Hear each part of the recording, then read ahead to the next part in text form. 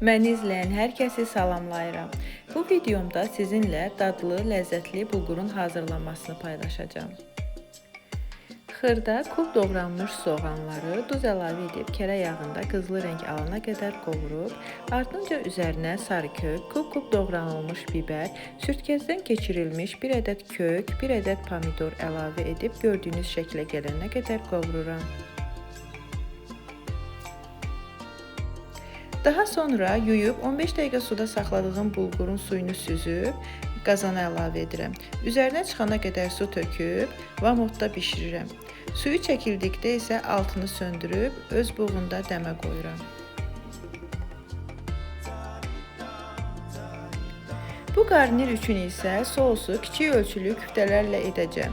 Yağ-soğan edib, zövqə uyğun duzlayıb, küftə toplarını bu soğançada qovururam və 1 ədəd böyük pomidoru da doğrayıb əlavə etdikdən sonra hazır hala gələnə qədər bişirirəm. Dadı çox möhtəşəm, ləzzətli alınır. Hazırlayan hər kəsə nuş olsun. Kanalıma dəstək olaraq abunə olub paylaşmağı unutmayın.